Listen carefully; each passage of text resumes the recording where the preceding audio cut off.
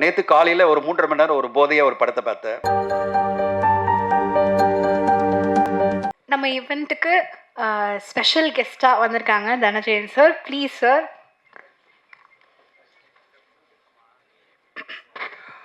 பத்திரிகை மற்றும் ஊடக நண்பர்களுக்கு இனிய மாலை வணக்கம். அங்கே டான் அப்படிலாம் சொன்ன உடனே யாரா அவருன்னு பார்த்தேன் நான். ஏன்னா அவர் பேர் டாமினிக் ஆந்தனி. அவர் அவங்க டீம் வந்து ரொம்ப செல்லமாக டாம் அப்படின்றாங்க. அசோக் டாம் பக்கத்தில் கேட்டேன், யார் சார் டாம் அப்படின்னு கேட்டேன். ஸோ ஆந்தனி எனக்கு தெரியும். ஒரு 2 வீக்ஸ் முன்னாடி அந்த படத்துடைய ஒரு போஸ்டர் பார்த்த உடனே நான் கால் பண்ணி படம் பார்க்கணுன்னு சொன்னேன். அவர் உடனே பக்கத்துலேயே எங்கள் ஆஃபீஸ் பக்கத்துலேயே ஒரு ப்ரிவியூ தியேட்டரில் போட்டு காமிச்சார். எனக்கு ரொம்ப ஆச்சரியமாக இருந்தது. ஒரு 18 நாள், அதுக்கு பிறகு வந்து ஒரு 3 நாள் பேட்ச் ஒர்க்கில் பியூட்டிஃபுல்லான ஒரு அட்டெம்ப்ட், பியூட்டிஃபுல்லான ஒரு ரொமான்டிக் ஸ்டோரி. ரொம்ப அழகாக ஆந்தனி அந்த படத்தை ஒரு கவிதைத்துவமான ஒரு காதல் கதை. அதில் வந்து Madhumitha Das so beautiful, you are so beautiful இந்த ஃபிலிம். பெங்காலிலே பேசியிருப்பாங்க, நடுநடுவில் அப்புறம் தமிழ் கற்றுக்கிட்டு தமிழ் பேசுகிற மாதிரிலாம் ரொம்ப அழகாக ஒரு கதையை வந்து ஆந்தனி பண்ணியிருக்காரு. அவருக்கும் அவங்களுக்கும் நடுவில் இருக்கிற அந்த ரிலேஷன்ஷிப்பை ரொம்ப அழகாக ஸ்டெப் பை ஸ்டெப்பாக எப்படி எலிவேட் ஆகுது. இது வந்து ஒரு படமாக வந்து பார்த்திங்கன்னா எக்ஸ்பீரியன்ஸ் பண்ண வேண்டிய படம். இது வந்து சும்மா ஒரு என்டர்டெயின்மெண்ட்டுக்காக மட்டும் இல்லை, எக்ஸ்பீரியன்ஸ்க்காக ஒரு படம். நம்ம வந்து இப்படியும் ஒரு படம் அழகாக கவிதைத்துவமாக அழகியல் சார்ந்த ஒரு படம், ஒரு மனிதனுடைய ட்ரூ பேஸ்ட், அதாவது ட்ரூ லைஃப் ஸ்டோரியை வந்து ரொம்ப அழகாக காமிக்க முடியும் நம்மளுக்குன்றது ஆந்தனி ரொம்ப பிரமாதமாக இந்த படத்தில் காமிச்சிருக்காரு. எனக்கு ரொம்ப இதில் வந்து ஆலம் ஷா நான் பார்த்தோன்னே ஆச்சரியம், நம்மளால் எங்கே வந்துட்டார் இங்கே திடீர்னு அப்படின்னு பார்த்தேன். நான் பாப்டா ஆக்டிங் ஸ்டூடெண்ட். ரொம்ப சந்தோஷமாக இருந்தது அவரை பார்க்கும்போது. நல்லா நடிச்சிருந்தார் இந்த படத்தில். அவங்களோட சேர்ந்து நவ்யாவும் ரொம்ப அழகாக பண்ணியிருந்தாங்க, ரொம்ப பியூட்டிஃபுல்லாக. ஜீவா சார் வந்து ஒரு மெச்சூர்டான ஒரு அழகான கேரக்டர். ரொம்ப ஜீவா ரவி சாரினுடைய ஆக்டிங் ஒரு மெச்சூர்டான ஒரு சப்போர்ட்டிவாக இந்த படத்துக்கு இருந்தது. படம் ஃபுல்லாகவே ஒரு மியூசிக்கலான ரொமான்டிக் ஸ்டோரி. அதில் வந்து என்ன சொல்லலாம், இப்போ சொல்லிடலாமா, very soon you'll become a legendary lyricist அப்படி சொல்லிடலாம். இது சார் கார்த்திக் நேத்தா லெஜெண்ட் அப்படின்ட்டார்ல, அதில் அந்த வேர்டை மிஸ் பண்ணாமல் சொல்லலாம். கண்டிப்பாக லெஜெண்டரி லிரிசிஸ்ட் ஆகிடுவார். அவ்வளோ பாடல்கள் எழுதுவார். பாடல் வரிகள்லேயே நம்மளுக்கு இந்த படத்துடைய கதையை சொல்லி ரொம்ப அழகாக கார்த்திக் நேத்தா பியூட்டிஃபுல்லாக பண்ணியிருக்காரு. அசோக்கும் அண்ட் ஜெய்கருக்கும் வாழ்த்துக்கள். ரொம்ப பிரமாதமான பாடல்கள் அண்ட் மெலடி அண்ட் பியூட்டிஃபுல்லாக மெலடி, வாழ்க்கை கவித்துவமான ஒரு படம். நம்ம வந்து அப்படியே உணர்வுபூர்வமாக அப்படியே பார்த்துட்டே இருந்தேன். நான் பிரேக் கூட எடுக்கல. இன்ஃபேக்ட் நான் வந்து இன்டர்மிஷனில் பிரேக்கே எடுக்கல. நான் சொன்னேன் ஆந்தனி, இல்லை ஆந்தனி ஃபுல்லாக பார்த்துடலாம், பியூட்டிஃபுல்லாக இருக்குது, ஒரு கவிதைத்துவமாக இருக்கிற படத்தை வந்து சும்மா இன்டர்வலில் அசை போட வேணாம், ஃபுல்லாக பார்த்துட்டு அப்புறமா நம்ம பேசுவோம் அப்படின்னு சொல்லிட்டு நான் ஃபுல்லாக பார்த்தேன். I was very impressed with this film making style. ஒரு 21 நாளில் குவாலிட்டியான ஒரு படம். Very good cinematography, very good music work, very good performances. Sync சவுண்டில் படம் எடுக்கிறது இதெல்லாம் ஈஸியே கிடையாது. சிங்க் சவுண்டில், அதாவது பின் ட்ராப் சைலன்ஸ் காரணம் சிங்க் சவுண்டு, வேறு அவுட் சைடு இதெல்லாம் இல்லை, டப்பிங்கே இல்லை, சிங்க் சவுண்ட்லேயே அங்கேயே எடுத்து அந்த படத்தை முடிச்சிருக்காங்க. அவ்வளோ குவாலிட்டியான எஃபர்ட் அவங்க பண்ணியிருக்காங்கன்னா அதுக்கு காரணம் அந்த ப்ரீ ப்ரொடக்ஷன் பிளானிங். அவ்வளோ அருமையாக பிளான் பண்ணியிருக்காங்க. லொக்கேஷன் வைஸ் போயிட்டு எல்லா இடத்துலையுமே வந்து பிளான் பண்ணி அழகாக இந்த படத்தை வந்து ஆந்தனி அவருடைய டீம், ஜெயடன் வாழ்த்துக்கள். I'm very happy that you have been traveling with Anthony for so long and given such a wonderful support. Great work. And நம்ம வந்து இப்போ இங்கே பார்க்குறீங்களேன், ஒரு பாதி பேர் தான் என்னுடைய ஊடக நண்பர்களாக இருக்காங்க.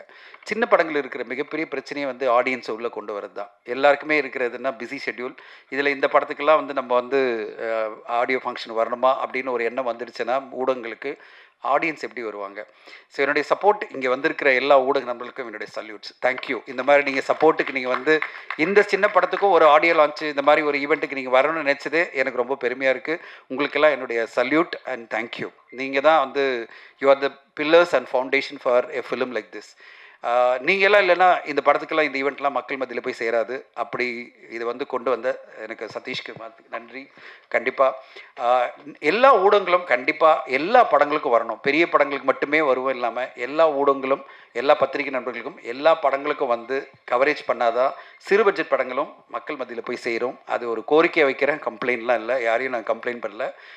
உங்களுக்கு வேறு ஏதாவது ப்ரையாரிட்டி இருந்ததுன்னா பிஆர்ஓ டைம் ஸ்லாட் கொடுத்துருக்காங்களே, வந்திருக்கலாமே அப்படின்றதான் என்னுடைய கோரிக்கை. கண்டிப்பாக பத்திரிகைகள் வந்து சப்போர்ட் பண்ணணும். ஏன்னா நாங்கள் இப்போ வந்து இண்டஸ்ட்ரி ஃபுல்லாகவே ஒரு கலைபரமாக போயிட்டுருக்கு, நீங்களே பார்த்துட்ருக்கீங்க. இப்போ வந்து ஒரு திரைப்படம் என்பது திரைப்படம் அனுபவம் கொடுக்கக்கூடிய படத்தை நான் திரையரங்கில் பார்க்குறேன். மீதி படத்தில் அப்புறமா சூப்பர் டூப்பரான வேர்ட் ஆஃப் மவுத் இருந்தால் நான் அப்புறமா பார்க்குறேன் அப்படின்ற மாதிரி மனநிலை மக்கள் மத்தியில் ஸ்ட்ராங்காக வந்துடுச்சு. அப்படி இருக்கும்போது எங்களுக்கு இருக்கிற போராட்டமே நிறைய படங்கள் 80% படங்கள் சிறு பட்ஜெட் படங்கள் தான். அந்த படங்கள் எப்படி மக்கள் மத்தியில் போய் ரீச் பண்ணுறது, எப்படி மக்களை வந்து திரையரங்கு கொண்டு வர்றது, இதுதான் வந்து ஒவ்வொரு தயாரிப்பாளருக்கும் இருக்கிற மிகப்பெரிய சேலஞ்ச். ஊடக நண்பர்கள் இதை கொண்டு போய் சேர்க்கலைன்னா இந்த படங்களுக்கெல்லாம் ஒரு ரெஸ்பான்ஸே கிடைக்காது ஆடியன்ஸ் மத்தியில். அந்த சேலஞ்சை தான் ஒவ்வொரு வாரமும் நாங்கள் பார்த்துட்ருக்கோம். இப்போது கடந்த வாரம் பார்த்தீங்கன்னா சிறு பட்ஜெட் படங்களாக ஒரு 5 படம் வந்தது. அதில் பார்த்தீங்கன்னா 1, 2 படம் ஓரளவு ஓகே அப்படின்னு தான் சொல்ல முடியுமே தவிர எல்லா படங்களும் வந்து ரெஸ்பான்ஸ் கிடைச்சதுன்னா இல்லவே இல்லை. இப்போ அடுத்த வாரம் இந்த வாரம் இந்த ஃப்ரைடே பார்த்தீங்கன்னா நாளைக்கு பார்த்தீங்கன்னா 5 திரைப்படங்கள் வெளியாகுது. அகெயின் சிறு பட்ஜெட் படங்கள் தான். எப்படி ஆடியன்ஸ் ரெஸ்பான்ஸ் கொடுப்பாங்கன்னே தெரிய மாட்டேங்குது. ஏன்னா சிறு பட்ஜெட் படங்கள்னாலே மக்கள் வந்து அப்புறமா பார்த்துக்கலாம் அப்படின்ற ஒரு மைண்ட் செட்டுக்கு வந்துடுறாங்க. அன்லெஸ் நீங்கள்லாம் அதை எழுதி அந்த படத்தை வந்து மக்கள் வந்து பார்த்துட்டு அவங்க வெளியில் போய் சூப்பராக இருக்குது இந்த படம் கண்டிப்பாக பார்க்கணும் அப்படின்னா தவிர சிறு பட்ஜெட் படங்களுக்கு ஆடியன்ஸ் உள்ளே வரதே இல்லை. ஒன்லி பெரிய ஆர்டிஸ்ட் நடித்த படங்களுக்கும் பெரிய படங்களுக்கு மட்டும்தான் ஆடியன்ஸ் மிகப்பெரிய ஓப்பனிங் கொடுக்க ரெடியாக இருக்காங்க. இப்படிப்பட்ட சூழலில் ஒரு சிறு பட்ஜெட் படம் இந்த படம் ஏன் என்ன எதுவும் செய்தாய் அப்படின்ற படம் வந்து உங்களை ஏதோ ஒன்று செய்யும், கண்டிப்பாக ஒன்று செய்யும். உங்களை வந்து படம் முடிஞ்சு பார்க்கும்போது ஒரு நல்ல போதையில் கொண்டு போய் விடும். பாலா நல்ல போதையில் கொண்டு போய் விடும். கார்த்தி பாலா தான் சொன்ன மாதிரி இருந்தது. அப்படியா? கார்த்தி நேதாவா? ஸோ கார்த்திக் நேதா சொல்லும்போது சொன்னார், சார் நான் வந்து முன்னாடி ஹேபிட்டில் இருந்தேன் இப்போ இல்லைன்னு சொல்லிட்டு இங்கே அப்படியே உடனே கார்த்திக்கையும் அப்படி பாலாவையெல்லாம் காமிச்சாங்க, கை காமிச்சாங்க.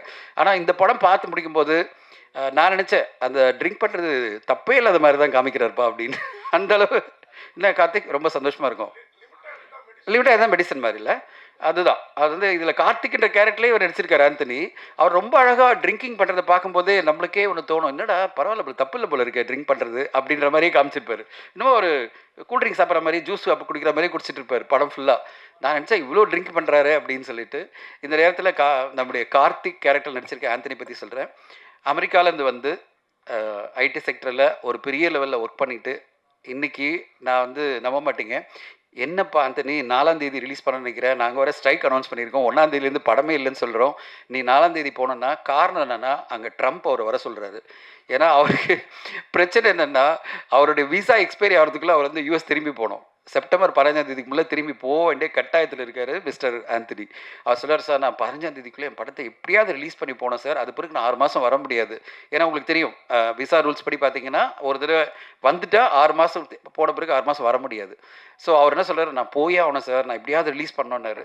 உனக்காக நான் போய் இண்டஸ்ட்ரியில் வேணால் பேசி பார்க்குறேன், எப்படியாவது ஒரு எக்ஸப்ஷன் கொடுத்துடலாமா 4ஆம் தேதி வரையும் அப்படின்னு சொல்லிட்டு. இந்த நேரத்தில் இந்த இண்டஸ்ட்ரி பிரச்சனையை பற்றி சொல்லலாம். இண்டஸ்ட்ரியில் வந்து இன்றைக்கி நாங்கள் ஏன் வந்து இந்த ஸ்ட்ரைக்கை வந்து industry Tamil film producer council and active producer association ஏதோ அவசரப்பட்டு முடிவு, கன்சல்ட் பண்ணாமல் முடிவு அப்படிலாம் இல்லை.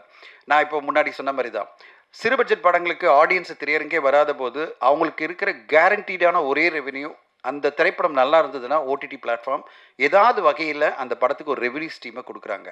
அது பேப்பர் வியூவாக இருந்தாலும் சரி, ஹைப்ரிட்ன்ற முறையில், எம்ஜின்ற முறையில் ஏதோ ஒரு வகையில் இல்லை அந்த படத்தை வாங்குறாங்க.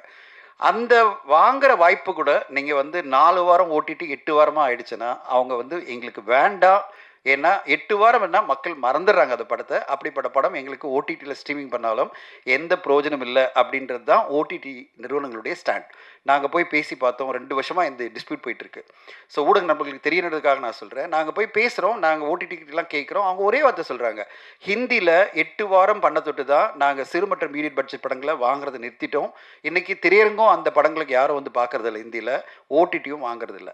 அதே மாதிரி சுச்சுவேஷன் உங்களுக்கு வரணுமான்னு கேட்குறாங்க. அவங்க என்ன கேட்குறாங்க, ஓடிடி என்பது 2017 ஆரம்பிக்கிறதுலேருந்து 4 வீக்ஸ் ஓடிடி விண்டோ தான் இருக்குது.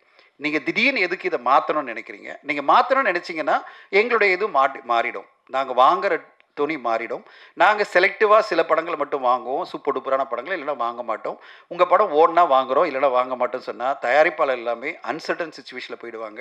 இன்றைக்கி ஓரளவாவது கேரண்டியாக இருக்கிற ஒரு ரெவென்யூவும் இல்லாமல் போயிடும் தயாரிப்பாளருக்கு. அதனால தான் நாங்கள் வந்து தயாரிப்பாளர் சங்கங்களாக மீண்டும் நாங்கள் வந்து திரையரங்கு உரிமையாளர் சங்கத்தோடும் டிஸ்ட்ரிபியூட்டர் அசோசியேஷனும் போராடிட்டு இருக்கோம், பேசிகிட்டு இருக்கோம். அவங்ககிட்ட ஒரே கோரிக்கை வைக்கிறோன்னா, நம்மலாம் ஒரே ஒன்றுக்குள்ள ஒரு டீம் தான், நம்மளாம் ஒன்றா சேர்ந்து தான் இதுக்கு முடிவு எடுக்கணும். தனிப்பட்ட முறையில் நீங்கள் முடிவு எடுத்து 8 வாரம் ஓடிடி இருந்தால் தான் படத்தை ரிலீஸ் பண்ணுவேன்னு சொன்னீங்கன்னா எங்களால் சர்வே பண்ண முடியாது. தயாரிப்பாளர்கள்லாம் போட்ட முதலீட்டை மொத்தமாக எழுந்துருவாங்க. ஏன்னா திரையரங்கில் ஆடியன்ஸ் வருவாங்களா தெரியாது. இதுதான் நான் எக்ஸ்பிளைன் பண்ணேன். அது பிறகு திரையரங்கில் படம் போட்ட உடனே ஒரு நாள் படம் மட்டும் ஆடியன்ஸ் உள்ளே வரலன்னா செகண்ட் டேவே பல தியேட்டர் செகண்ட் டேவே ரிமூவ் பண்ணிடுறாங்க. அதாவது 2வது நாள் எல்லா படங்களையும் ரிமூவ் பண்ணிடுறாங்க. அதாவது படத்துக்கு ஆடியன்ஸ் உள்ளே வரலன்னு சொன்னால் ஃபுல்லாக திரையரங்கெல்லாம் எடுத்துடுறாங்க, ஷோஸை கட் பண்ணிடுறாங்க. அந்த வீக்கெண்ட் முடிஞ்ச உடனே அந்த படத்துக்கான லைஃப் டைமே முடிஞ்சு போகுது. அப்போது கேரண்டிடான ஒரு ரெவென்யூவாக திரையரங்கு ஒரு சில படங்களுக்கு தான் இருக்குது, சிறு மற்றும் மீடியம் பட்ஜெட் படங்களுக்கு. மீதி எல்லா படங்களுக்குமே இல்லாத போது ஓரளவாவது கேரண்டியான ஒரு ரெவென்யூ இருக்கிற ஓடிடி பிளாட்ஃபார்மே நாங்கள் கில் பண்ண முடியாது. அந்த ரெவென்யூவை கில் பண்ண முடியாது. அந்த ரெவென்யூ எப்படியாவது அடையணுன்றது தான் எல்லா தயாரிப்பாளருடைய ஒரே ஒரு எதிர்பார்ப்பு. அதனால தான் இந்த ஸ்ட்ரைக்கை நாங்கள் என்ன சொன்னோம், எங்களால் ரிலீஸ் பண்ண முடியாது, இப்படி பிடிவாதம் பண்ணி நீங்கள் வந்து இம்போஸ் பண்ணிங்கன்னா எங்கள் பேரில் கண்டிஷனை எங்களால் கண்டிப்பாக இதை வந்து பண்ண முடியாது அப்படின்னு சொல்றதுக்காக தான் நாங்கள் வந்து இது பண்ணோம். இந்த ஸ்ட்ரைக் அனௌன்ஸ் பண்ணோம். 1ஆம் தேதியிலேருந்து புதிய திரைப்படங்கள் வெளியிடக்கூடாது, புதிய படங்கள் அதாவது புது படங்களுடைய ஷூட்டிங்கை கண்டினியூ பண்ணக்கூடாதுன்றதை அனௌன்ஸ் பண்ணோம். நாளைக்கு நாங்கள் வந்து எல்லா உறுப்பினர்களையும் கால் பண்ணியிருக்கோம். ஆந்தனி நீங்களும் வரணும் நாளைக்கு. படம் ரிலீஸ் பண்ண போகிற ப்ரொடியூசர்ஸு, அதுக்கு பிறகு படம் எடுத்துகிட்டு இருக்கிற ப்ரொடியூசர்ஸ்லாம் நாளைக்கு நாங்கள் கால் பண்ணியிருக்கோம். ஒரு சங்கம் கலந்தாலோசித்து பண்ணிவிட்டு இந்த நேரத்தில் தமிழ்நாடு அரசு வந்து உடனே அதை கவனத்தில் எடுத்துகிட்டு எங்கிட்ட பேசிகிட்டு இருக்காங்க. தமிழ்நாடு அரசுலேருந்து மினிஸ்டர்லேருந்து எல்லாரும் எங்கிட்ட பேசிகிட்டு இருக்காங்க. அவங்க என்ன சொன்னாங்க, இதை வந்து கலந்தாலோசித்து முடிவு பண்ணுவோம், அவசரப்பட்டு எந்த முடிவு எடுக்க வேணாம், இண்டஸ்ட்ரியை பாதிக்காத மாதிரி பண்ணுங்கள் எல்லாரும் சேர்ந்து அப்படின்னு அவங்களும் எங்களுக்கு ஆலோசனை பண்ணிகிட்டு இருக்காங்க. ஒரு நல்ல முடிவு நாளைக்கு நாங்கள்லாம் சேர்ந்து கலந்தாலோசி எடுக்கணும்னு ட்ரை பண்ணுறோம். பார்க்கலாம். நாளைக்கு உங்கள் ஊடக நண்பர்கள் எல்லாருக்கும் நாங்கள் அப்டேட் பண்ணுறோம். இதை மீறி எனக்கு 4ஆம் தேதி படம் வரணும்னு ஆந்தனி சொல்லிட்டு இருக்காரு. அவருக்கு என்னுடைய வாழ்த்துக்கள். கண்டிப்பாக உங்களுடைய அந்த பாசிட்டிவ் மேனிஃபெஸ்டேஷன், அதாவது இந்த பிரச்சனைகள்லாம் தீர்ந்து கண்டிப்பாக என் படம் 4ஆம் தேதி வெளியாகும்னு நினைக்கிறீங்க. அந்த பாசிட்டிவ் மேனிஃபெஸ்டேஷனுக்காகவே இந்த படம் வந்து கண்டிப்பாக வெளியாகணும்னு நான் எதிர்பார்க்குறேன். 4ஆம் தேதி வெளியாகி ஒரு நல்ல சூப்பர் டூப்பர் வெற்றி அடையணும்னு வாழ்த்துறேன். எனக்கு வந்து போதை கார்த்திக் அண்டு பாலாக்கெல்லாம் வந்து சினிமா தான்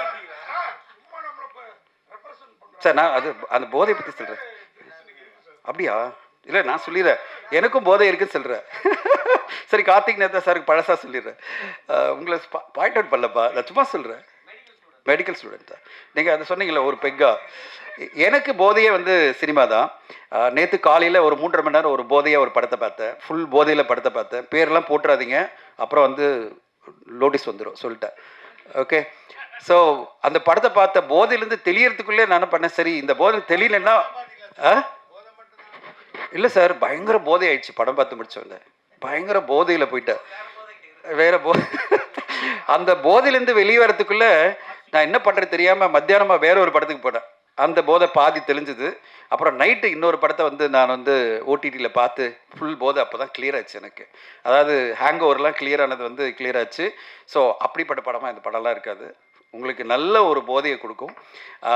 இந்த படம் ஏன் என்ன எது செய்தால் வந்து உங்களுக்கு ஒரு நல்ல போதை, அது பிறகு அதில் ஆல்கோஹாலிக் அவருடைய பிரச்சனை என்ன, அது பிறகு அந்த எந்த மாதிரி ஒரு மனிதனை மாற்றுது, காதலுக்கு அது பண்ணுற துரோகம் என்ன, அது பண்ணுற பிரச்சனைகள் என்ன, அது பிறகு அந்த காதலை அடையிறதுக்கு ஒரு காதலன் என்ன விஷயங்களை பண்ணுறான். ஓகே, அந்த போதையிலேருந்து அவன் வெளியில் வந்து காதல் என்ற போதையில் எப்படி அவன் போரான்றதை ரொம்ப அழகாக ஆந்தனி நம்மளுக்கு காமிச்சிருக்காரு. ஸோ காதல் இந்த படத்தில் காதலனா மொத்தமாக வாழ்ந்திருக்காரு ஆந்தனி. அவரோட சேர்ந்து அவங்க கல்கட்டாலேருந்து வந்து ரொம்ப பிரமாதமாக இந்த படத்தில் பியூட்டிஃபுல்லாக இருக்காங்க. பியூட்டிஃபுல்லான ஒரு பர்ஃபார்மன்ஸ் கொடுத்துருக்காங்க மதுமிதா தாஸ். அவங்களுக்கு வெல்கம் டு தமிழ் சினிமா. எங்களுக்கு வந்து பெங்காலிலேருந்து பார்த்தீங்கன்னா 2 நடிகைகள் ரொம்ப பாப்புலர். ஒருத்தர் வந்து நாங்கள் வந்து எப்பவுமே சொல்லுவோம் சுவலக்ஷ்மி மேடம், இல்லை சுவலக்ஷ்மி மேடம், அப்புறம் இன்னொருத்தர் யார் நந்திதா தாஸ், இன்னொருத்தர் கூட சொல்ல நினைக்கிறேன் ரீமா சென். இவங்கெல்லாம் தமிழில் ரொம்ப பாப்புலர். ஓகே, பெங்காலிலேருந்து we got lot of popular actress. Okay, like that you welcome to that particular club of popular and beautiful actress of Bengali from Bengal to Tamil cinema. May you have a great career. Okay, so congratulations. And எதுக்காக நான் கொஞ்சம் டீட்டெயிலாக சொன்னேன்னா ரொம்ப கம்மியான பேர் தான் பேசினாங்க. சரி, கொஞ்சமாவது கண்டென்ட் இருக்கணும்ல நம்மளுக்கு என்ன பேசினேன். ஸோ பத்திரிகை ஊடக நண்பர்கள் இங்கே வந்திருந்து சிறப்பித்தவங்க எல்லோருக்கும் நன்றி. நீங்கள் கொடுத்த ஆதரவு வந்து மிக பெருசு இந்த டீமுக்கு. கண்டிப்பாக இந்த படத்துக்கு நீங்கள் பார்த்து முடிக்கும் போது அந்த கவிதைத்துவமான ஒரு அழகியல் சார்ந்த ஒரு படத்துக்கு உங்கள் ஆதரவு கிடைக்கும் நான் நம்புகிறேன். ஏன்னா நம்மலாம் ஒருத்தர் வந்து எடுக்கிறதுக்கு முன்னாடி நம்ம 1008 கதை சொல்லலாம். எடுத்த பிறகு நம்ம பண்ண வேண்டியது அவங்களுக்கு சப்போர்ட் பண்ணி, ஒரு நல்ல குவாலிட்டியான படமாக இருக்குன்னா, அதுக்கு நம்மளால் முடிஞ்ச ஒரு சப்போர்ட் பண்ணி, தட்டி கொடுத்து, சரி நீ எப்படியாவது ஜெயிச்சிருப்பா அப்படின்னு சொல்கிறது தான். அதை நான் பண்ணணும்னு ட்ரை பண்ணுறேன். நீங்களும் அதே மாதிரி உங்கள் சப்போர்ட்டை கொடுத்து அவருக்கு ஆதரவு பண்ணணும் ஆந்தனிக்குன்னு உங்களை கேட்டுக்கிறேன். அதுதான் என்னால் சொல்ல முடியும். உங்களுடைய வாழ்த்துக்களோடு நன்றி, விடைபெறுகிறேன். தேங்க்யூ. இருந்தால் இப்போ நீங்கள் கேட்கலாம். சார் தனஞ்சயன் சார், உங்களுக்கு தான் ஃபர்ஸ்ட் படத்தை பற்றி தான். நான் உன்ன சொல்லப்பா. இல்லை இந்த கார்த்திகை சொன்னப்பா. அது இல்லை, அது ஒன்றும் பிரச்சனை இல்லை.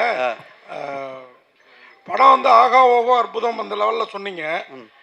உங்கள் பேனரில் ஏன் வெளியில்லை, நீங்கள் கேட்கலையா, அவங்க கொடுக்கலையா, இல்லை இந்த செப்டம்பர் 4ங்கிறதுனால பிரச்சனையில் சிக்க வேணான்னு இருக்கீங்க? இல்லை அவர் ஏற்கனவே டிஸ்ட்ரிபியூட்டர்லாம் டிசைட் பண்ணிட்டாரு. நான் வந்து அவருக்கு வந்து மீதி எல்லாம் நான் தியேட்டருக்கெல்லாம் நான் பண்ணித்தரேன்னு சொன்னேன். அவர் ஏற்கனவே தியேட்டருக்கு ஃபைனலைஸ் பண்ணிட்டாரு. நான் என்ன சொன்னேன், நீங்கள் அதெல்லாம் மாற்றாதீங்க, எப்போது ஒரு ட்ராவல் பண்ண ஆரம்பிச்சிட்டிங்களோ அது பண்ணுங்கள். ஆனால் அதில் அவங்கக்கிட்ட பிரச்சனை இருந்தது, ஒரு சின்ன சிக்கல் இருந்தது. அவங்க எனக்கு பேசணுன்னாங்க, நாங்கள் பேசினேன், அந்த ஹெல்ப் பண்ணேன். அதே மாதிரி நடிகர் கமல் வந்து இந்த ஓடிடிலாம் இன்றைக்கி வர்றதுக்கு முன்னாடியே இப்படி வரும் அப்படின்னு சொன்னாரா, அப்போ உலகமே எதிர்த்துது, திரையுலகம் மட்டும் இல்லை உலகமே எதிர்த்துது. ஆனால் அதுதான் இன்றைக்கி நடந்துகிட்டு இருக்குது. ஆனால் இப்போ வந்து இந்த 4 வாரங்கிறது நீங்கள் சொல்கிறீங்களா, தேட்டரில் 3 நாள் தான் பெருசாக ஓடுற படமே ஓடுது. அப்படிங்கிறப்ப நீங்கள் முதலாளிங்க, நீங்கள் ஏன் ஸ்ட்ரைக் அறிவிக்கணும்? நீங்கள் பாட்டுக்கே ஒர்க்கப் பண்ண வேண்டியது. நாங்கள் ஸ்ட்ரைக் அனௌன்ஸ் பண்ணுற காரணம் என்னென்னா, ஒரே ரீசன் வந்து அவங்க என்ன சொல்கிறாங்க, படங்களை வெளியிட்டிங்கன்னா எங்களுக்கு வெளியிட்டதுக்கு முன்னாடி லெட்டர் கொடுங்க. பாருங்கள் முதலாளிங்க, நீங்கள் சொன்னீங்க பார்த்தீங்களா, நாங்கள் இன்வெஸ்ட் பண்ணி நாங்கள் ரிஸ்க் எடுத்து ஒரு திரைப்படத்தை வெளியிட்டு கொண்டு வரோம். நாங்கள் யார்கிட்ட போய் லெட்டர் வாங்கணும், அனுமதி கடிதம் ஒரு டிஸ்ட்ரிபியூட்டர் அசோசியேஷனில் போய் வாங்கணுமா, கண்டிஷன் சொல்கிறாங்க. டிஸ்ட்ரிபியூட்டர் அசோசியேஷனில் போயிட்டு நீங்கள் லெட்டர் கேட்கணுமா, பர்மிஷன். இப்போ ஆந்தனி வந்து அவர் யூஎஸ்லேருந்து வந்து ஒரு 1.5 கோடி செலவு பண்ணி பேஷனட்டாக ஒரு படம் எடுப்பார். அவருக்கு சம்மந்தமே இல்லாத ஒரு டிஸ்ட்ரிபியூட்டர் அசோசியேஷனில் போயிட்டு, சார் பர்மிஷன் கொடுங்க என் படத்தை திரையரங்கில் வெளியிடுறதுக்கு, நான் வந்து 8 வாரம் கழிச்சு தான் ஓடிடியில் போடுவேன்னு சொல்கிறது நியாயமா? அவருக்கு ஒரு ரிஸ்க்கு கிடையாது. இந்த படத்தில் அவர் ஒரு ரிஸ்க் டிஸ்ட்ரிபியூட்டர் அசோசியேஷன் இந்த படத்தில் எடுக்கல. 100% ரிஸ்க் அவர் தான் எடுத்திருக்காரு. அப்படி இருக்கும்போது நாங்கள் என்ன கேட்டோன்னா, தயாரிப்பாளர்களா, அது எப்படி நீங்கள் டிக்டேட் பண்ண முடியும்? அந்த வார்த்தை என்னென்னா டிக்டேட் தான். நீங்கள் யார் டிக்டேட் பண்ணுறதுக்கு? அதாவது நீங்கள் வந்து அப்ரூவல் பண்ணுவான், அவர் அப்ரூவல் பண்ண பிறகு அங்கிருந்து நேராக வந்து திரையரங்கு உரிமையாளருக்கு போவோமா, அப்போ தான் வந்து திரையரங்கு கொடுப்பாங்களா, ஷோஸ் கொடுப்பாங்களா? இது ஒரு துறை சார்ந்த விஷயத்தில் எப்படி நியாயம் இது? 3 துறையும் ஒருங்கிணைஞ்சு இருக்கணும்ல. ஒருத்தர் நம்பி தான் இருக்குமே தவிர, தனிப்பட்ட முறையில் ஒரு துறை இன்னொரு துறை மேலே எந்த விதிச்சும் கட்டுப்பாடுகளை விதிக்கக்கூடாதுன்றது தான். இப்போ நாங்களும் கட்டுப்பாடுகளை விதிக்கல. நாங்கள் என்ன சொல்கிறோம், 2017 4 வாரம் தான் போயிட்டுருக்கு. திடீர்னு 8 வாரம் நீங்கள் இம்போஸ் பண்ணுறீங்க, அதோட கண்டிஷன்ஸ் போடுறீங்க. இந்த கண்டிஷனை வந்தால் தான் நான் படத்தை வெளியிடணும்னா, ஆந்தனி இப்போ போய் நிற்க 8 வாரம் எழுதி கொடுத்தாருன்னா ஓடிடி அதோட முடிஞ்சிருச்சு. அந்த படத்தை ஓடிடியில் போட மாட்டேன். நீங்களே சொல்கிறீங்க சார், ஒரு படம் சரியா இல்லைன்னா மறுநாளே தூக்கிறாங்க, அடுத்த ஷோவே தூக்கிடுறாங்க. அப்படி இருக்கிறப்ப உங்களுக்கு ஒரு பிஸ்னஸ் ஓடிடியில் கிடக்குறப்ப தடுக்கிறதுக்கு அவங்க யாருங்கிறத, அவங்க யாருன்றதை விட நான் அப்படி எல்லாம் அவங்கள வந்து கம்மி பண்ணல. அவங்களும் எங்களுக்கு தேவை.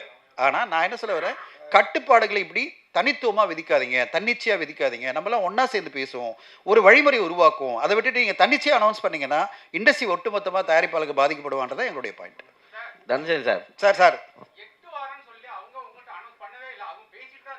இல்லை சொல்லிட்டாங்க. அவங்க வந்து சொல்லி எங்களுக்கு ஸ்டேட்மெண்ட்லாம் வந்தது.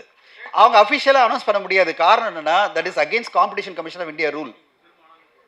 அப்படி அனௌன்ஸ் பண்ணாங்க வச்சிங்களேன், நான் காம்படிஷன் கமிஷன் ஆஃப் இந்தியா போகலாம்.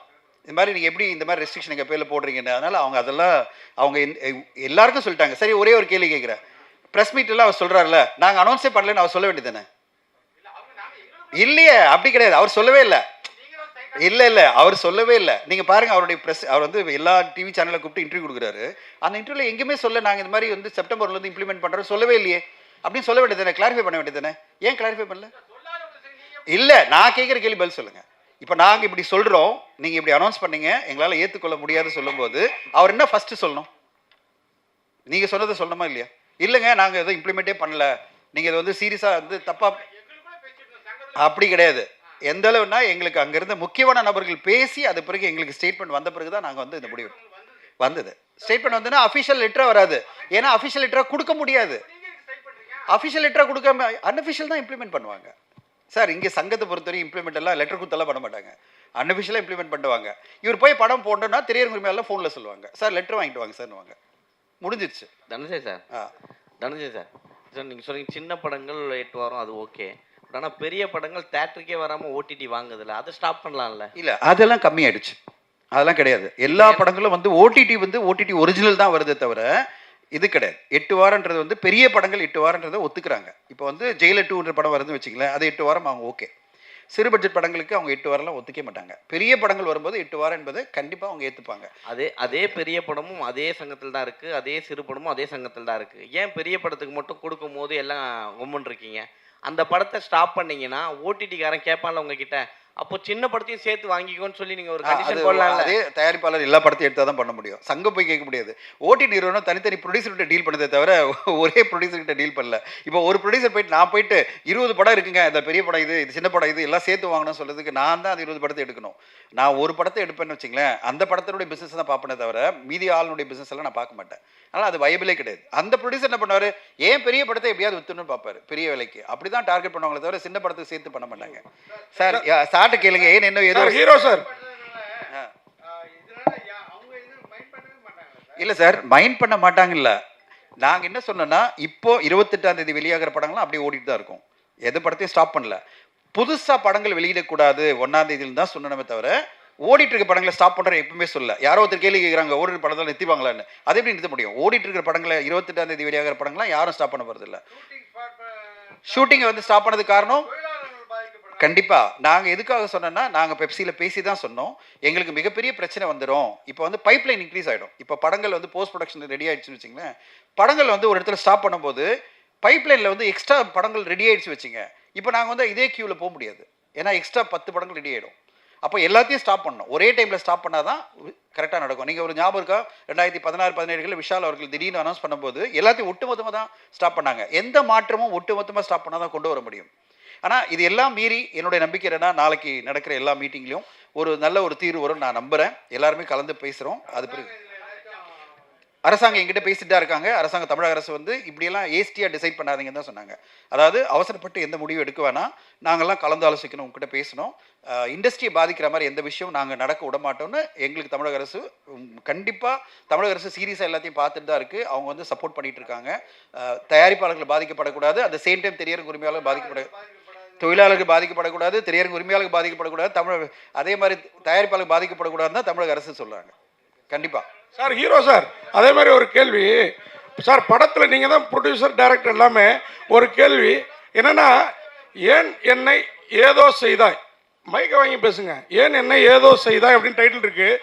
நீங்கள் படத்தில் கான்செப்டாக எடுத்திருக்கிறது மதுவும் மாதுவும், இது ரெண்டுமே ஏதோ செய்யாது, ஏதோ தான் செய்யும் இல்லையா, ப்ளூரல் இல்லையா? அதை கவிஞர் கூட பதில் சொல்லலாம்.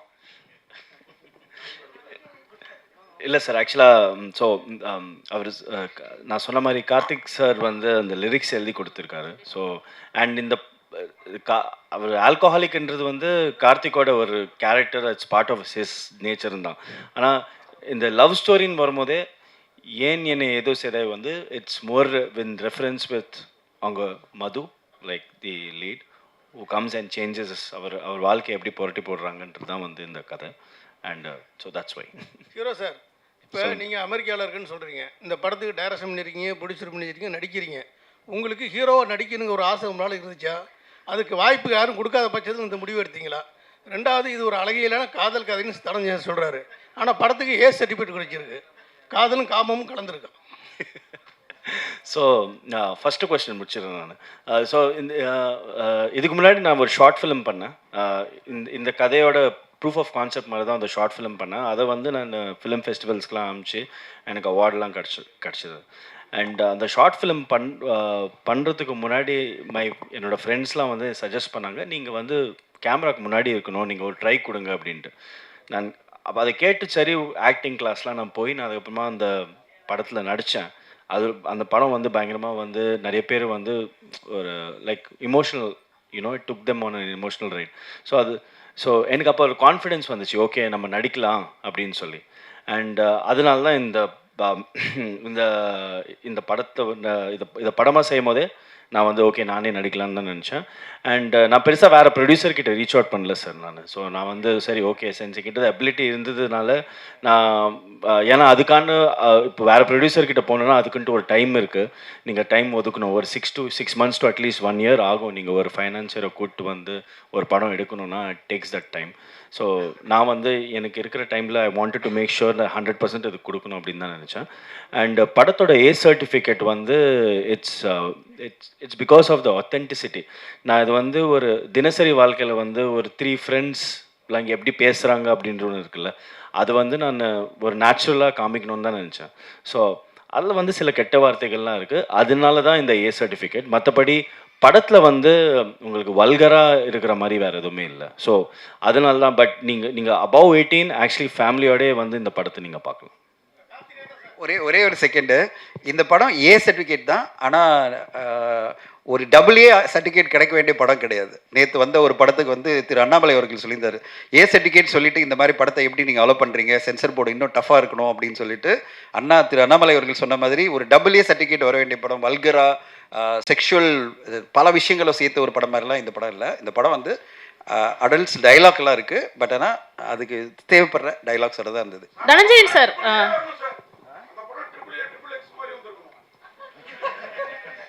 Dhananjayan sir actually sir, Dhananjayan sir இங்கே இங்கே சார். சொல்லுங்க சார் ஆக்சுவலி என்னன்னா, நீங்கள் வந்து தேட்டரில் படம் பார்க்குறது ஒரு நாள் 2 நாள் ஆச்சு அப்படின்னால தூக்கிடுவாங்க. ஸோ அந்த சமயத்தில் ஓடிடி தான் கை கொடுக்குது அப்படின்னு சொன்னீங்க. பட் எனக்கு என்னமோ இந்த ஓடிடியில் 4 வீக்ஸில் படம் வந்துடும் அப்படிங்கிற ஒரு ஆப்ஷன் இருக்கனால தான் படமே தேட்டரில் ஓட மாட்டேங்குதா அப்படி நீங்கள் யோசிச்சிருக்கீங்களா? ஏன்னா ஒரு 8 அப்படின்னா ஒரே ஒரு கேஸ் ஸ்டடி என்னன்னா, ஹிந்தியில் சிறு மற்றும் மீடியம் பட்ஜெட் படங்கள்லாம் பயங்கரமாக ஓடணும். ஸ்டாண்டர்டாக 8 வீக்ஸ் தான் இருக்குது. அங்கே வரவே மாட்டேன்றாங்க. ஏன்? நல்ல நல்ல படங்கள்லாம் வருது, பியூட்டிஃபுல்லான படங்கள் வருது, 3.5 ஸ்டார் ரேட்டிங் கொடுத்த படங்கள்லாம் வருது, தியேட்டருக்குலாம் வாஷ் அவுட். நீங்கள் எடுத்து பாருங்களேன், லிஸ்ட் எடுத்து பாருங்கள். இந்த வருஷமே பார்த்தீங்கன்னா சில அற்புதமான படைப்புகள்லாம் வந்திருக்கு. அது ஓடியில் வந்த பிறகு எல்லாரும் கொண்டாடிட்டு இருக்காங்க. ஆனால் திரையரங்கில் 8 வாரம் கழிச்சு தான் ஓடிடியில் வந்திருக்கு. ஆனால் இந்த 8 வாரங்களில் அந்த படம் ஒரு வாரம் ஓடலை, ஒரு வீக்கெண்ட் ஓடலை. ஆடியன்ஸ் மைண்ட் செட் ஒன்று இருக்கும் ஷாலினி. என்னென்னா, சிறு மற்றும் மீடியம் பட்ஜெட் படங்களுக்கு அன்லெஸ் த ஓவர்வெல்மிங்காக இந்த படத்தை கண்டிப்பாக ஃபேமிலியோட பார்க்கணுன்ற எண்ணம் வந்தால் தவிர அவங்க வரத்துக்கான காரணங்கள் கம்மியாக போயிட்டே இருக்குது. ஏன்னா அவ்வளோ ஆப்ஷன்ஸ் இருக்குது பல லாங்குவேஜில். இன்றைக்கி நீங்கள் பார்த்தீங்கன்னா இந்த வீக்கெண்டு மட்டுமே எனக்கு வந்து பார்த்தீங்கன்னா இருமுடி படத்தை பார்க்கணுன்னு போயிட்டேன். அப்புறம் அந்த மலையாள படம் நெவின் பாலி படம் சூப்பராக இருக்குன்னு போயிட்டேன். இப்படி இத்தனை படங்களை பார்க்க ஆரம்பிச்சிட்டோம். நான் சொல்கிறது, நான் ஒரு கேஸ் ஸ்டடியாக சொல்கிறேன். இன்றைக்கி இது முடிச்சவரை நேரம் அந்த மலையாள படத்துக்கு தான் போகிறேன். என் ஃப்ரெண்ட்ஸ் எல்லாம் கால் பண்ணி கேட்க ஆரம்பிச்சிட்டாங்க, இன்னும் பார்க்காம இருக்குன்னு. நான் போகிறப்பா இன்றைக்கி பார்த்துறேன்னு. ஸோ இவ்வளோ படங்கள் வந்து நம்மளுக்கு ஆப்ஷன் இருக்குது. முன்னாடி அப்படி கிடையாது. இத்தனை லாங்குவேஜ் படங்களை நம்ம போய் பார்க்கல. நேற்று இருமுடி படம் பார்த்தேன். ஸோ இன்றைக்கி இந்த படம் பார்க்குறேன். அதை தவிர தமிழில் வர படங்களை பார்க்கணும். இது இல்லாமல் ஓடிடியில் இத்தனை படம் வருது. இப்போது எனக்கு இவ்வளோ ஆப்ஷன்ஸ் இருக்கும்போது ரிலீஸ் ஆகிற ஒரு சிறு மற்றும் மீடியம் பட்ஜெட் படம் ஓவர்வெல்மிங்கான அப்ரிசியேஷன் இருந்தால் தவிர நான் வரமாட்டேன்ற ஒரு மைண்ட் செட்டில் தான் ஆடியன்ஸ் போயிருக்காங்களே தவிர ஓடிடியில் பார்த்துக்கலாம் அப்படிலாம் கிடையாது. அது வந்து எவல்யூஷன் ஆஃப் ஆடியன்ஸ். அதுதான் ஹிந்திலையும் பண்றாங்க, தமிழ்லையும் பண்றாங்க. இல்ல அதர் லாங்குவேஜ்ல அந்த 8 வீக்ஸ் அப்படிங்கறத வந்து ஒரு டிஃபால்ட்டா ஒன்லி ஹிந்தி மட்டும் தான். ஓகே. தெலுங்கு, மலையாளம், கன்னடா 4 வீக்ஸ் தான். நாங்க அதுதான் வந்து திரையரங்கு உரிமையாளர்கிட்ட கேட்குறோம். நாங்க தமிழ் மட்டும் என்ன எக்ஸெப்ஷன் 8 வீக்ஸ். தெலுங்குல 4 வாரத்தில் படம் வந்துடும். இன்ஃபேக்ட் இருமுடி வந்தோடனே டேட் போட்டு அனௌன்ஸ் பண்ணுறாங்க, நெட்ஃப்ளிக்ஸில் இந்த தேதியில் வருதுன்னு சொல்லிட்டு. ஓகேங்களா? ஆனால் படம் சூப்பர் டூப்பராக ஓடிட்டுருக்கு. 120 கோடியை தாண்டி வசூல் பண்ணிட்டு இருக்கு. மலையாளத்தில் இந்த படம் வந்து 4 வீக்ஸில் வரப்போகுது. ஜியோ ஹாட் ஸ்டாரில் அவங்க 100 கோடி தாண்டி போயிட்டு இருக்கு மலையாளத்தில். அதுவும் 4 வீக்ஸில் வருது, அனௌன்ஸ் பண்ணிட்டாங்க. நான் கேட்க வர்றது, அந்த ஆடியன்ஸ் பார்த்துட்டு தானே இருக்காங்க. ஸோ எங்களுடைய பிரச்சனை வந்து இந்த 4 வீக்ஸ் கிடையாது. ஆடியன்ஸை எப்படி கொண்டு வரதுன்றதான் பிரச்சனை. ஆடியன்ஸ் கொண்டு வரதுக்கு வந்து 4 வீக்ஸில் ஓட்டிட்டு வரதுனால வரமாட்டேன்லாம் இல்லை. அவங்களுக்கு அவ்வளோ ஆப்ஷன்ஸ் இருக்குது. இல்ல அப்ப என்ன பிரச்சனைன்னு நினைக்கிறீங்க? ஏன் இங்க தமிழ் ஆடியன்ஸ் ஏன் வந்து தியேட்டர்ஸை வந்து அவாய்ட் பண்றாங்க? ஏன் வந்து சின்ன படங்களுக்கு வந்து நான் சொன்னேன், ஒரு யூத் மாதிரி ஒரு சென்சேஷனான ஒரு ஆடியோ, அதாவது சாங்ஸ் எல்லாம் பெரிய ஹிட் ஆகி, ட்ரெய்லர் பெருசாக ஹிட் ஆகி, ஒரு பெரிய எதிர்பார்ப்பு இருந்தால் மட்டும்தான் உள்ளே வரேன்னு நினைக்கிறாங்களே தவிர, ஒரு தாய்க்கிழவி மாதிரி ஒரு ரேராக ஒரு சின்ன படம். இப்போ டிசின்ற படம் சின்ன படம் சொல்லக்கூடாது. ஒரு மீடியம் பட்ஜெட் 30-40 கோடினா அது மீடியம் பட்ஜெட், பெரிய படம் கூட சொல்லலாம். அந்த படம் வரதுக்கு முன்னாடி எதிர்பார்ப்பு பெருசாக இல்லை, வந்த பிறகு கொண்டாடணுன்னு 100 கோடி தாண்டி வசூல் பண்ணதில்லை. அப்படி தான் வராங்க, அதுக்கு பிறகு வரமாட்டேன்றாங்க. அதாவது மீதி படங்களை வந்து பெருசாக கண்டுக்கிறதே இல்லை. கிடைக்க வேண்டிய இதே படம், நான் ஒரு உதாரணம் சொல்கிறேன், முதராத்திரின்ற படம் எல்லாருமே உங்களுக்கு பிடிச்சிருந்த படம்னா, இதே மலையாளத்தில் வந்து அந்த படம் 30-40 கோடி பண்ணும். நான் ஓப்பனாக சொல்கிறேன். ஏன்னா மலையாள ரசிகர்கள் உடனே அந்த படத்தை வந்து பயங்கரமாக பேசி சிலாகிச்சு ஒரு 40-50 கோடி கலெக்ஷனை கொண்டு வந்து கொடுத்துருவாங்க. ஆர்டிஸ்ட் எல்லாம் பார்க்க மாட்டாங்க. நம்ம இதில் வந்து ஆர்டிஸ்ட்டு, போஸ்டர் வேல்யூ, இதெல்லாம் வால் போஸ்டரு, இதெல்லாம் யார் தெரியவே இல்லையே, இந்த முகத்தை போய் பார்க்கணுமா, இந்த முகத்தைனா இதெல்லாம் இந்த படத்தெல்லாம் போய் திரையில பார்க்கணுமான்ற ஒரு ஃபில்டரில் அந்த படங்கள்லாம் பாதிக்கப்படுது. இல்லைனா அந்த படம்லாம் என்னை பொறுத்தவரைக்கும் 40-50 கோடி பண்ண வேண்டிய படமாக நான் பார்க்குறேன். அவ்வளோ கொண்டாட்டம், இவ்வளோ அப்ரிசியேஷனில். ஸோ அப்படி தான் வாரம் வர படங்கள் எல்லாமே நல்ல நல்ல படங்கள் வருது. ஆனால் கிடைக்க வேண்டிய வசூல் கிடைக்காத போது எங்களுக்கு இருக்கிற ஒரே ஒரு ஆபத் பாண்டவன், ஒரு சேஃப்டி நெட் அப்படின்னா அது ஓடிடி தான். அதையும் கீழ் பண்ணுற மாதிரி ஒரு டிசிஷன் நம்ம எடுக்க முடியாதுன்றதான் எங்களுடைய இது. இப்போ இதே வந்து வெற்றிகள் ஒரு 40 படம் வெற்றி அடைஞ்சிருக்கு வச்சுங்களேன். இது வரையும் 156 படம் இந்த ஃப்ரைடே வரையும், நாளை வரையும் 156 படம் வந்திருக்குன்னா அதில் திரையரங்கு உரிமையாளர் சங்கமே சொல்கிறாங்க 6 படங்கள் தான் திரையரங்கில் வெற்றின்றாங்க. அப்போ மீதி 150 தயாரிப்பாளர் எங்கே போவாங்க? அதுதான் எங்களுடைய கேள்வி. கார்த்திகேயன் சார், கார்த்திகேயன் சார், ஒரு மியூசிக் டேரக்டருக்கு பாட்டு எழுதும்போது ஒரு கவிஞருக்கு ஏகப்பட்ட பிரச்சனைகள் இருக்கும். வரிகளை மாற்றுவாங்க, பக்கம் பக்கம் எழுதுவாங்க, ஏகப்பட்ட சிக்கல் இருக்கும். 2 மியூசிக் டேரக்டர் எழுதிருக்கிறீங்க, ஆளுக்கு 3 பாட்டு.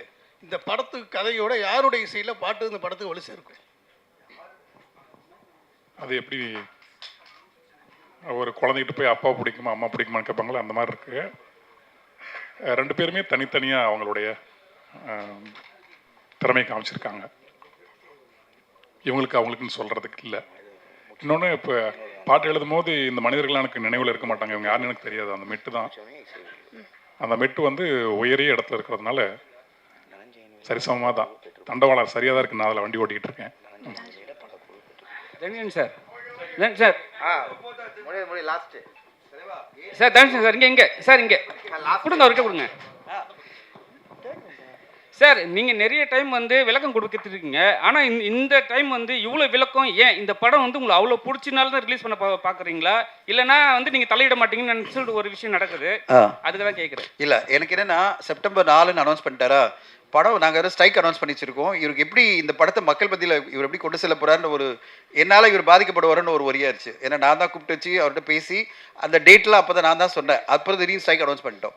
சார் நம்மளுக்கு ஒரு சின்ன ஒரு மாரல் ரெஸ்பான்சிபிலிட்டி வரும் இல்லை? என்னடா அவர் வேறு யூஎஸ் போகணுன்றாரு, எப்படி இந்த படத்தை ரிலீஸ் பண்ண போகிறாருன்ற ஒரு சின்ன ஒரு நண்பனுக்கு ஒரு திடீர்னு பார்த்த உடனே ஒரு மனிதரை பிடிக்கும். அமெரிக்காவிலேருந்து வந்து ஒருத்தர் பேஷனோட சினிமா கொண்டு வந்திருக்காரு. அவர் எப்படியாவது ஜெயிக்கணுமே, அவருக்கு ஏதாவது நம்மளால முடிஞ்ச சப்போர்ட் பண்ண தான் வந்திருக்கேன், மற்றபடி எதுவும் இல்லை. ஹீரோ சார் இருங்க தரேன் மைக் தரேன். ஹீரோ சார் இங்கே ஹீரோ சார், இப்போ என்னன்னா கதாநாயகிகள்லாம் வந்து விலை மோதுவாக நடிக்க வைக்கிறாங்க, சரிங்களா? டிசி கூட அது மாதிரி தான் இருந்தது. நீங்களும் வந்து அந்த ட்ரெயிலில் பார்க்கும்போது அப்படி தான் தோணுது எனக்கு, சரிங்களா? ஏன் வந்து கதாநாயகங்களை வந்து அந்த மாதிரி ஒரு கேரக்டரில் போட்டு பண்ணாதான் படம் ஓடுன்னு ஒரு எண்ணமாக இருக்கா? எதனால அந்த மாதிரி கேரக்டர் போடணும் அப்படின்ட்டு இல்லை சார். ஸோ இது வந்து ஆக்சுவலாக பார்த்தீங்கன்னா கார்த்திக்கோட கேரக்டரும் வந்து ஒரு மாதிரி ஒரு ஆல்கோஹாலிக் தான். ஸோ அண்ட் மதுவோட கேரக்டர் வந்து அவங்க ஒரு எஸ்காட் அப்படின்னு சொல்லியிருக்கேன். ஸோ இதில் வந்து எனக்கு யூஸ்வலாகவே சொசைட்டியால் ஒதுக்கப்பட்ட கேரக்டர்ஸ் வந்து நான் வந்து அதை அவங்களுக்கு பின்னாடி என்ன ஃபீலிங்ஸ் இருக்குது, அவங்க எதனால அப்படி இருக்காங்க அப்படின்ற ஒரு ஸ்டோரி இருக்குல்ல, அதை வந்து நான் லைட்டுக்கு எடுத்துகிட்டு வரணும்னு நான் நினைக்கிறேன் நான். So that's why I am always attracted to those kind of characters. And ஃப்யூச்சரில் கூட நான் அந்த மாதிரி I will be writing stories for those kind of characters. இப்போ இசை வெளியீடு தனஞ்சயன் சார் அவர்கள் வழங்க படக்குழு அவர்கள் பெற்றுக்கொள்கிறார்கள். கைத்தறல் கொடுத்துடலாமா? எஸ்.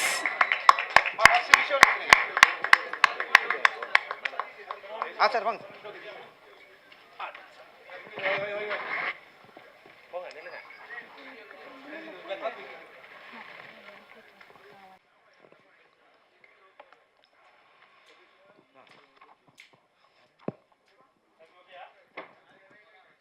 Okay sir. இப்போ தியேட்டருக்கு ஒரு ஃபேமிலியை 4 பேர் சேர்ந்து போகணுன்னா ஒரு வாரத்துக்கு ஒரு படத்துக்கு போகணுன்னாலே குறைஞ்சது வந்து டிக்கெட் செலவுலேருந்து பார்க்கிங்கு ஸ்நாக்ஸு 1200 ரூபாயிலேருந்து 1500 ரூபாய் வரைக்கும் ஸ்பெண்ட் பண்ணணும். இப்போ ஒரு ஃபேமிலி 4 பேர் 2 படம் பார்க்கணும் வாரத்துக்குன்னா ஒரு மாதத்துக்கு அவங்க 12,000 ரூபாய் செலவு பண்ணணும். இப்போ ஓடிடி அவங்க டிபெண்ட் பண்ணால் இப்போ அவங்க வந்து ஒரு ஓடிடி பிளாட்ஃபார்மில் ஒரு தடவை அவங்க ரீசார்ஜ் பண்ணாலே 4 பேர் பார்த்துக்கலாம், எத்தனை பேர் வேணாலும் பார்த்துக்கலாம். ஸோ அந்த காரணம் கூட இருக்கலாம் இல்லையா? ஒரு 4 வாரம் தள்ளி பார்த்தா கூட நம்ம பார்த்துக்கலாம். ஸோ அப்போ அதை நீங்கள் சரி பண்ணுனா நிறைய பேர் வரதுக்கு வாய்ப்பு இருக்கு இல்லையா? திரையரங்கு உரிமையாளருக்கு தான் அதுக்கு பதில் சொல்லணும். நான் வந்து சமீபத்தில் நடந்த ஒரு கான்வர்சேஷனில் திருப்பு சுப்ரமணியன் சார்கிட்ட இன்டர்வியூலேயே நான் சொன்னேன், சார் பாப்கார்ன் விலையெல்லாம் இவ்வளோ விற்காதீங்க, பார்க்கிங் கட்டணம்லாம் இப்படி விற்காதீங்க, நான் ரிக்வெஸ்ட்டாக தான் வைக்க முடியும், அவருடைய பிஸ்னஸ், அதில் நான் தலையிட முடியாது. டிக்கெட் விலையை வந்து நாங்கள் வந்து கிளியராக சொல்லிட்டோம், டிக்கெட் விலை வந்து இதை இன்க்ரீஸ் பண்ணக்கூடாதுன்றதை நாங்கள் தமிழக அரசுலேயே போய் ரிக்வெஸ்ட் பண்ணோம். ஸோ சவுத்லேயே இல்லை, ஆல் இண்டியா லெவலில் லோயஸ்ட் டிக்கெட் ப்ரைஸ் தமிழ்நாட்டில் தான் இருக்குது. இதுவே தான் attraction for the audience to come to the theatre. நாங்கள் சொன்னோம் இப்போ அந்த அட்ராக்ஷனோட சேர்ந்து பாப்கார்ன் வந்து இதுவாக கொடுக்கலாமே. இப்போ சமீபத்தில் நடந்த ஒரு விஷயம் என்னென்னா, ஒரு 100 திரையரங்கில் வந்து மைத்ரி மூவி மேக்கர்ஸ் என்ன பண்ணாங்க, இருமுடி படத்துக்கு ஒரு டிக்கெட் வாங்கினீங்கன்னா ஒரு பாப்கார்ன் இலவசம்னாங்க. அவ்வளோ புக்கிங், ஓகேங்களா? அவ்வளோ பேர் புக் பண்ணாங்க. ஏன்னா 4 டிக்கெட் புக் பண்ணால் 4 பாப்கார்ன் வருது அப்படின்னு. ஏன்னா பாப்கார்னுக்கு ரூ. 150 அப்படி ரூ. 200 அவங்களுக்கு ஒரு பெரிய பிளாக்காக இருந்தது. ஸோ எதுக்கு சொல்ல வரேன்னா, இன்றைக்கி இருக்கிற சூழ்நிலையில் மக்கள் மத்தியில் ஒரு மைண்ட் செட் ஆகிடுது. அந்த மைண்ட் செட்டை மாற்றணுன்றது தான் நான் ரிக்வெஸ்ட்டாக அவர்கிட்ட சொன்னேன். அவர் சொன்னார், அதை ஏற்றுக்கிட்டார். அந்த பாயிண்ட்டை ஏற்றுக்கிட்டு என்ன சொன்னார், நாங்கள் திரையரங்கு உரிமையாளர்கள்லாம் சொல்கிறோம், இதை எப்படி குறைக்கிறது, ஆடியன்ஸ்க்கு அந்த பேர்டனாக மாற்றக்கூடாதுன்றது அவர் சொல்லியிருக்காரு. இம்ப்ளிமெண்ட் பண்ணுவாங்கன்னு எதிர்பார்க்குறேன். இது எல்லாமே சுமூகமாக முடிஞ்சிடும். எல்லாருமே நாங்களாம் ஒன்றுக்குள்ளே ஒன்று தான். சும்மா ஒரு வீட்டில் நடக்கிற பிரதர்ஸ் மத்தியில் நடக்கிற சண்டை தான். தனஞ்சயன் சார், இப்போ தேட்டர்லாம் நம்ம சொல்லிட்டு வந்தோம், போதை எடுத்திருக்காரு, அந்த போதைப் பொருளை அடிமை ஆகக்கூடாதுன்னு சொல்லியிருக்காரு. ஆனால் அந்த போதைப் பொருள் விற்கிறதே அரசாங்கம் தான். அப்படியா?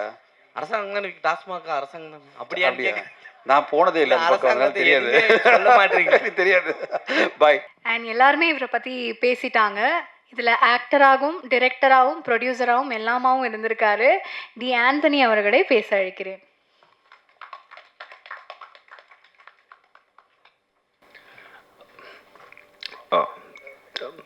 எல்லாருக்கும் வணக்கம் and press reporters and பெரியவங்கள், thank you for coming and being a part of this event. நான் ஒரு ஸ்பெசிஃபிக் ஆர்டரில் போல, I'll just go through my journey and so that I really don't miss anybody. So நான் சென்னைக்கு வரும்போதே I came here, I wanted to do a movie. சரி, அப்போ I reached out to C.V. Kumar sir and இது மாதிரி sir எனக்கு can you refer me a executive producer அப்படின்னு அவர்கிட்ட கேட்டேன். And he was very helpful in that way, and he introduced me to Harish and Santosh. And அவங்க initial டேஸில் நாங்கள் pre-production start பண்ணுறதுக்கு முன்னாடி in terms of எங்கள் டீம் செட்டப் பண்ணி கொடுக்கறதுலேருந்து ஆஃபீஸ்லேருந்து எல்லாத்துக்குமே வந்து அவங்க பயங்கரமாக ஹெல்ப் பண்ணாங்க. அண்ட் அதுக்கப்புறமா அவங்க ஒரு production manager Vijayan Anna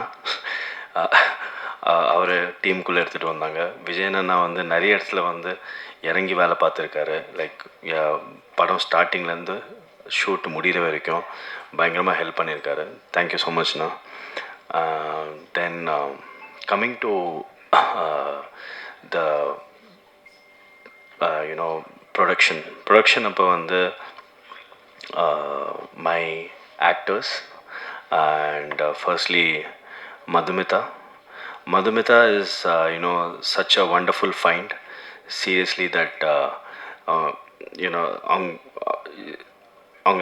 she's such a reserved person, like off camera, and the moment the camera turns on, அவங்க அந்த கேரக்டர் வந்து அந்த உள்வாங்கி she just transforms like anything. And she was very accommodative. எந்த விதமான demands or anything, nothing like that. She was very accommodative, supportive, flexible.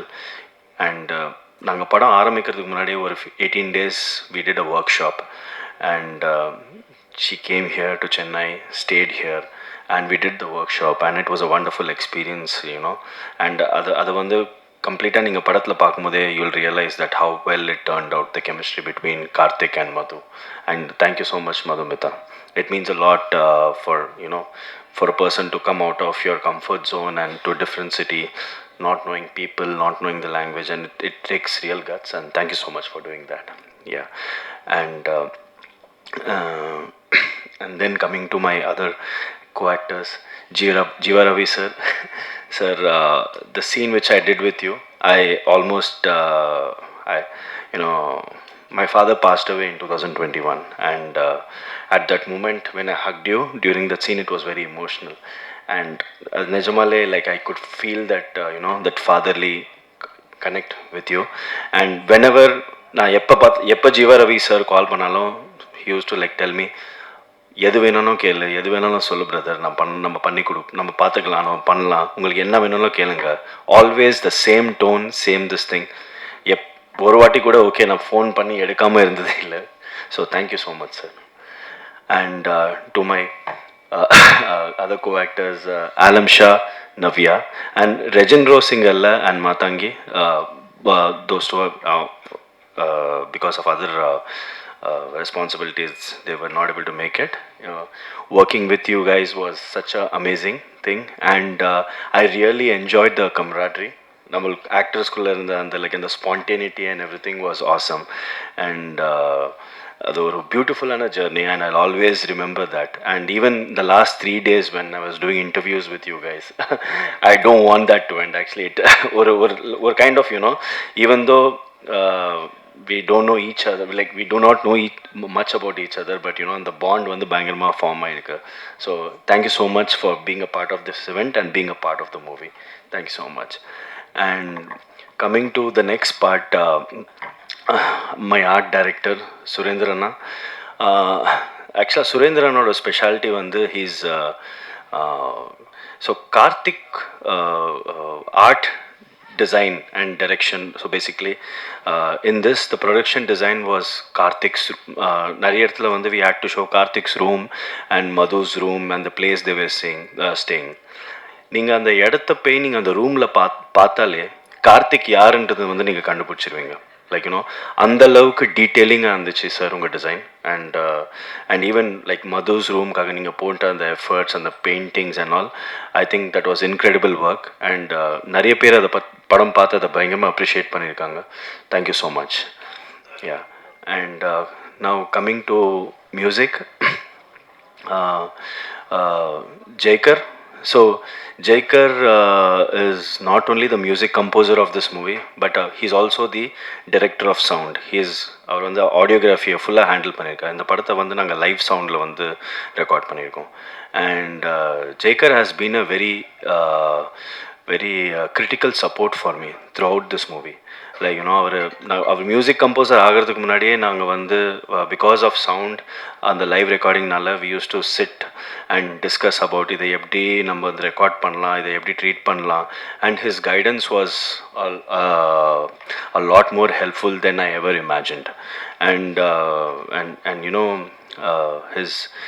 whenever I sit with with him in sessions, அவர் கூட அந்த செஷனில் உட்காந்தும் போதே ஒரு பயங்கரமான ஒரு லேர்னிங் எக்ஸ்பீரியன்ஸாக இருக்கும். The way he actually has that keen attention to sound இருக்குல்ல, அது is like amazing. And it's been a very wonderful experience working with him. And அவரோட மியூசிக் சொல்லவே வேணாம்.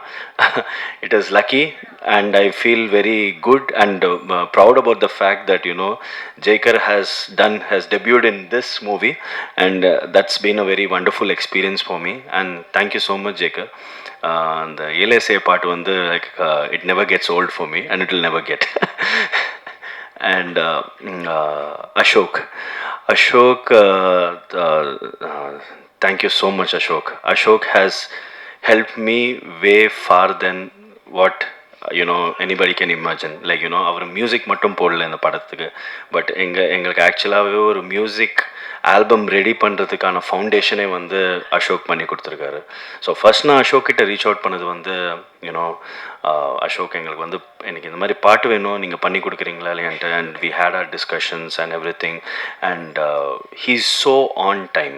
லைக் நான் அவருக்கு சுச்சுவேஷன் நான் இன்னைக்கு எக்ஸ்பிளைன் பண்ணேன்னா அவர் நாளைக்கு காலில் வந்து டியூனோட வந்து நிற்பார். இந்த டியூன் இருக்குது, என்கிட்ட இந்த டியூன் இருக்குது, உங்களுக்கு எந்த டியூன் வேணும் அப்படின்னு. சரி. அண்ட் நான் ஸ்டெப் எடுக்கிறதுக்கு முன்னாடி இல் பி லைக், ஓகே நம்ம ரெக்கார்ட் போயிடலாமா, நம்ம இது பண்ணிடலாமா அப்படின்னு சொல்லி இஸ் ஸோ பர்ஃபெக்ட் அண்ட் பயங்கரமாக டெலிவர் பண்ணார். And apart from that, not only music, but அவர் வந்து கார்த்திக் நேதா சார் மாதிரி ஒரு லிரிசிஸ்ட் வந்து எங்கள் ப்ராஜெக்ட்குள்ளே வந்து எடுத்துகிட்டு வந்ததே வந்து is because of Ashok. And I owe you big time for that Ashok. நீங்கள் வந்து through you we have met this wonderful person, Karthik Nitha sir. I'll come to that point, but it is definitely because of you. And idanaala பல பேருக்கு பல doors வந்து open ஆயிருக்கு. Like ஜேக்கர் was able to get Karthik Netha sir's lyrics in his song. So and I think and you have brought in a lot of singers also, like through your contacts. And never did you keep information to yourself or anything. Always எது கேட்டாலும் வந்து openly helping. And I owe you big time, brother. And thank you so much for being a part of this project. And my favorite song, Urugade Uire, male and female both, is from your compositions, has been that is something I'll never forget. It'll never get old for me. And Karthik Netha sir. So Karthik Netha sir, so first I will talk about the title. So இந்த படத்துக்கு வந்து நாங்கள் படத்தை வந்து shoot பண்ணி முடிச்சிட்டோம். Title என்ன வைக்கிறது அப்படின்றது ரொம்ப நாளாகவே வந்து யோசிச்சுட்டே இருந்தோம். எங்கள் டீமில் வந்து எல்லாருக்கிட்டும் பேசி என்னடா ஒரு எந்த டைட்டிலுமே செட் ஆக மாட்டேங்குது அப்படின்ட்டு யோசிச்சு பார்த்துட்டு அதுக்கப்புறமா நாங்கள் ஓகே லெட்ஸ் மூவ் ஆன், நம்ம அடுத்த வேலையை பார்ப்போம்னு சொல்லி சாங்ஸ் பண்ண ஆரம்பித்தோம். அண்ட் இந்த சாங் பண்ணுறதுக்காக we went to Karthik Netha sir for the lyrics. And Karthik Netha sir lyrics வந்து அவருக்கு நான் வந்து ஸ்டோரி இந்த மாதிரி எக்ஸ்பிளைன் பண்ணேன் அண்ட் எவ்ரி திங். அண்ட் நான் கொஞ்சம் பயந்துட்டே போனேன். ஓகே, இவர் ஒரு சீனியர் லிரிசிஸ்ட், பயங்கர டேலண்டடான லிரிசிஸ்ட், நம்மக்கிட்ட டைம் கொடுத்து பேசுவாரா அப்படின்றது வந்து ஒரு பதட்டமாக இருந்துச்சு. ஆனால் ஒரு பயங்கரமான ஒரு ஃப்ரெண்ட்லியான பர்சன், ஒரு super friendly, such a wonderful human being sir. And and I really love that part of yours. Like நீங்கள் அவ்வளோ வெல்கமிங்காக இருந்து, like never did you treat me as a newcomer, not even once. And அவர் அந்த first பாட்டுக்கு எழுதி கொடுத்த லிரிக்ஸில் தட் மேஜிக் ஹேப்பன்ட், அந்த ஃபர்ஸ்ட் லைனில் வந்து we found this title. And நிறைய பேர் இந்த டைட்டிலை கேட்டு இது பயங்கர பொய்டிக்காக இருக்குது, இந்த டைட்டிலே சூப்பராக இருக்குது அப்படின்னு சொல்லி நிறைய பேர் அப்ரிஷியேட் பண்ணியிருக்காங்க. And a big thanks to you for that sir. And I owe all that credit to you. And you have always like எப்போ உங்ககிட்ட இருந்து மெசேஜ் வந்தாலும், ஒரு கால் வந்தாலும், ஒரு சாங் ரிலீஸ் ஆனாலும், your wishes actually really uplift me. நிஜமாக நான் இது வந்து ரொம்ப ஹார்ட்ஃபெல்ட்டாக சொல்கிறேன். தட் நீங்கள் அந்த விஷஸ் அனுப்பும் போதே லைக் எனக்கு I really feel that good positive vibe from you. And thank you so much நீங்கள் வந்து இந்த இவெண்ட்டுக்கு வந்தது sir. And it's been a wonderful pleasure. And yeah, you're a wonderful person. So, and is there anything else apart from that? There's one. I specifically would like to thank my co-director Janet. And Janet has been there from the pre-production till date. And அவங்க வந்து லிட்ரலாக வந்து she's worked so thoroughly and wonderful in this project. And I don't have to worry about anything. And லிட்ரலாக வந்து நான் யோசிக்கிறதுக்கு முன்னாடி நிறைய விஷயம் அவங்க வந்து பண்ணி வைப்பாங்க. சில விஷயம் அவங்க பண்ணதுனாலேயே வந்து இந்த ப்ராஜெக்ட் வந்து ரொம்ப பெட்டராக இருக்குது. And I mean, and the way, and she's also edited this project by my side. So நான் பாதி எடிட் பண்ணி, நான் லைக் ஒரு first stage I took the cut and then after that அவங்க வந்து எடிட் பண்ணியிருந்தாங்க இந்த ப்ராஜெக்டை. And she is a wonderful editor and a wonderful overall and expertise in the things which she does. And I don't think so without her support இந்த ப்ராஜெக்டை வந்து நான் இவ்வளோ தூரம் எடுத்துகிட்டு வந்திருப்பேன். Yeah, and I also would like to thank Vivek, my marketing head, Vivek Amrithalingam. And he has really helped me a lot in many ways. நாங்கள் நிறைய இடத்துல வந்து like bringing in Sathish anna into our project. And நிறைய இடத்துல வந்து நான் ஒரு new கமராக இருக்கேன். ஓகே, எது எப்படி பண்ணுறதுன்னு எனக்கு தெரியாமல் இருந்துச்சு. And he has always been there. And பயங்கர ஷார்ப்பாக வேலை பார்த்துருக்காரு. And it's been a wonderful experience working with him. Thank you சதீஷ்ண்ணா ஃபார் நீங்கள் நிறைய ஹெல்ப் பண்ணியிருக்கீங்க எனக்கு. And I really am thankful for that. And last but not the least, Dhananjayan sir இல்லைன்னா இந்த ஈவெண்ட் இன்றைக்கி நடந்திருக்காது. So that is what I have to say. Like one ஷார்ட்டில் சொல்லணும்னா, பிகாஸ் ஒரு 2 weeks முன்னாடி the situation was not like that. நான் வந்து ஆக்சுவலாக ஐ லிட்டரலி கேவ் அப். நான் படம் ரிலீஸ் ஆகாது அப்படின்னு தான் நினச்சிட்டு இருந்தேன் நான். ஆனால் சாரை வந்து நான் மீட் பண்ணி and sir he did not even think twice or once அப்படி. he just நான் சார் இந்த மாதிரி என் டிஸ்ட்ரிபியூட்டர்ஸ் ப்ராப்ளமாக இருக்குது, I'm not able to get. And on the டக்குன்னு ஃபோன் எடுத்து என்னை வந்து என்ன ஹெல்ப் பண்ண முடியுமோ ஆன் த ஸ்பாட்டில் just within I went to his office, meet பண்ண உடனே எனக்கு வந்து சார்ட் அவுட் பண்ணி கொடுத்தாரு. And really thank you so much for doing that, sir. And apart from this, you have also really helped the industry in many ways. உங்களோட YouTube வீடியோஸ்லாம் வந்து நிஜமாலே நான் வந்து ஆக்சுவலி அதை பார்த்து நான் பிளான் பண்ணியிருக்கேன். நான் எப்படி ஓகே நம்ம வந்து ஒரு பட்ஜெட்குள்ளே எப்படி பிளான் பண்ணோம், what can I expect, what is the industry reality அப்படின்றது வந்து I am sure there'll be a million of film makers like me who will be resonating with your videos. And whenever I have any doubts I go to your video and it is like okay அது ஒரு Bible மாதிரி, it works. So thank you so much for doing whatever you're doing, sir. Just your presence is amazing. And also thanks to my family and my the mother of my kid Karthik, for being there and taking care of things at home. And thanks to my mom, my sisters, and my other relatives who have helped me through this journey. It's been a very amazing, tough and ஒரு மாதிரி ஒரு roller coaster ரைடாக இருந்திருக்கு. But end of the day, we are able to see the light. So that's the best part, and I hope I have learned a lot from these things. And thank you so much all. நீங்கெல்லாம் வந்ததுக்கு, it's been an amazing experience. Yeah.